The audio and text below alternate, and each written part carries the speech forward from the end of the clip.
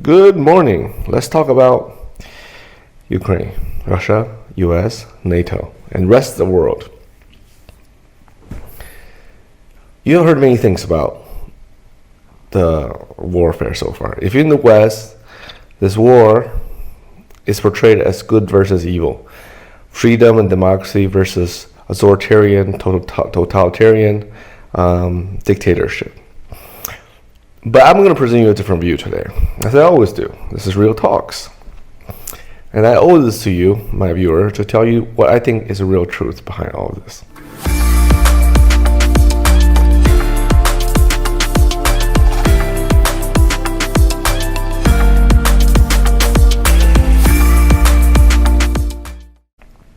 So what is going on, really? Since the beginning of the world, all countries practice self-interested foreign politics, what the German politician coined real politics. And this is not a concept invented in any country or any part of the world. Every country since the beginning of time practices it. And the reason why they do it is countries are simply are extension of humans. Think about how you behave in the world, how you act and think. Every day making thousands of decisions, if not tens of thousands of decisions every day, to protect your own self-interest, whether in doing business, in protect your physical safety, so forth. And countries do the same thing, right? So the difference is that in non-democratic countries, because it's not the people in charge are not elected, they don't have to sell political ideas and concepts to their constituents, to their voters. Therefore, countries like Iran, Russia, and China practice foreign policy in a very honest and real way, which is, here's my interest, do not cross it. Here's my line in the sand, do not cross it. If you cross it, there will be consequences. For Russia, it was Ukraine. For China, it's Taiwan. For every country, there is something, right?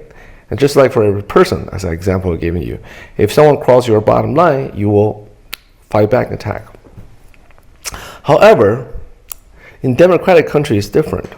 In democratic countries, because the people in charge are voted in, and voted in frequently, sometimes every 2 years, sometimes every 4 years, sometimes every 5 years. I've seen countries where it's every 10 years. They had to, in some way, sell the real politics, which is very brutal and very real, hence real politics, to their constituents because they have sugarcoated. Because majority of the voters are middle-class voters, right? Poor people don't really vote, and rich people don't need to vote. They control politics behind the scene. The real voter in most democratic countries are the middle class. The middle class people like to believe that the world is fair, like to believe the world is just, like to believe the world is kind. Because if they lose that belief, they will realize very quickly how tenuous their middle class lifestyle is. That with a snap of a finger, everything can change. So in order for middle class to survive in this world, to have sanity, they need to believe that the world is a certain way. And it is these belief systems that the people in charge, the presidents, the ministers, these people need to pacify, right? Therefore, when democratic countries do something globally, when they practice real politics, they have to sugarcoat it. They have to give it a moral ground, moral reason, whether that is killing authoritarian figures in Latin America, Middle East, whether it's invasion of certain countries. It's always sugarcoated as we're liberating these people, we're giving these people freedom, we're giving these people a chance at life. When in reality, it's a pure raw political power play. So what's going on in Ukraine today is that for the last 2.5 years, 3 years, Putin has clearly stated, do not mess with Ukraine. Do not mess, and the message is very, very clear to NATO, but really to the United States, because who is NATO? NATO is simply United States plus it is minor partners. But despite these warnings, Ukraine elected a president who did not heed this warning and just continued to flirt with NATO. And instead of NATO saying, you know what, sorry, I have to respect Russia and not dance with you, they flirted back. So imagine a jealous boyfriend or husband in the form of Russia finally had it and just say, okay, I'm going to beat you guys up because I'm sick of this flirtation going on, right? No one wants to know whether if Russia would back off, would Ukraine have joined NATO? I think Ukraine certainly would have joined the European Union. Once you join the European Union, I think it's just a matter of time before you join NATO. So I think that it was the final straw for Russia in this case. They have to draw a line in the sand. Otherwise, there's not much wiggle room left for Russia. Now, let's talk about the why now? Why Russia? Why Ukraine? A lot of people ask that.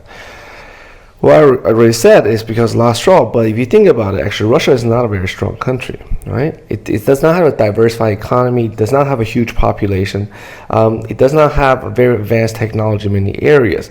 What it does have is military hardware, but even then, it does not have a very strong developed manufacturing sector.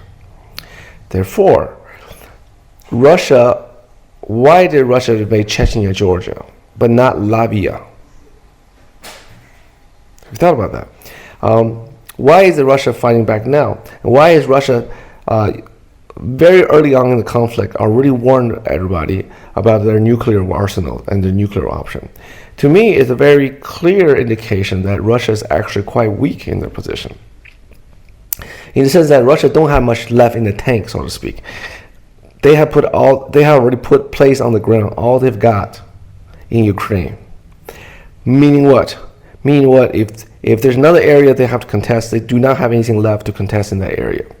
So Russia basically saying, I will go into suicidal mode if you try to fight back against me. Meaning that I will start a mutual self-destructive war if you fight back.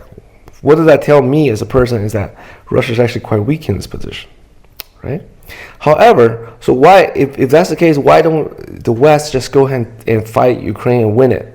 It's because, I'll be frank with you, that's just sad news, but West don't think Ukraine's worth the fight. It really is not worth the fight.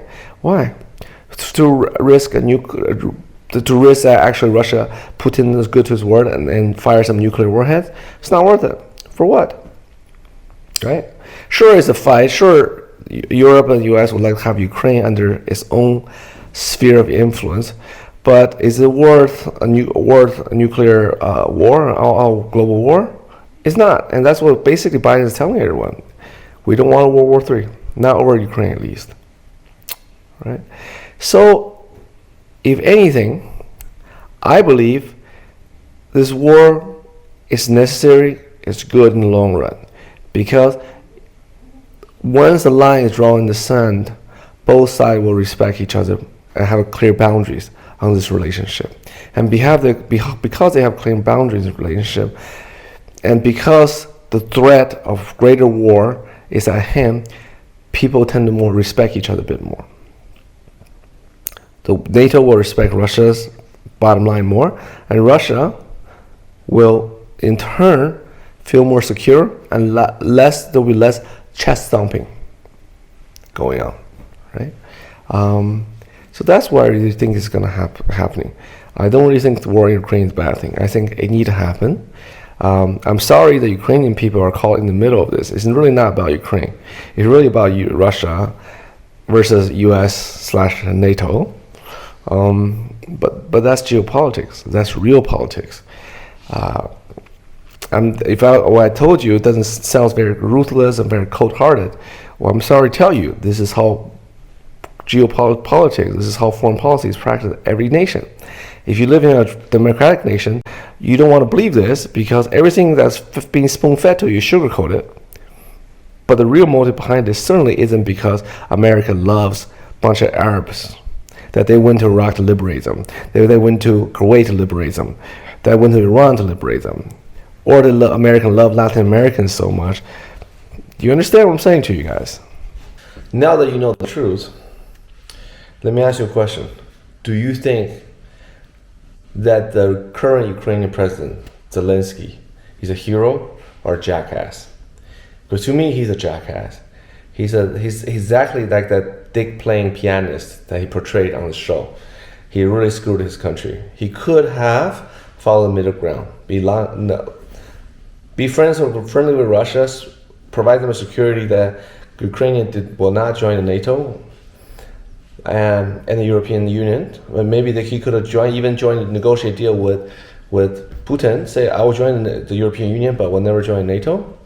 And Putin, who knows, may have let that slide. But instead, this guy keeps flirting, and he caused the calamity of his nation. And the Western media portray him as some sort of hero. Oh, last minute hold out for Ukrainian freedom. It's not a fight about good versus evil. It's a fight for self-interest. All right. Good luck. Bye-bye. Did you enjoy that video? If so, remember to subscribe to our channel so that YouTube will inform you when I do another video. Bye-bye.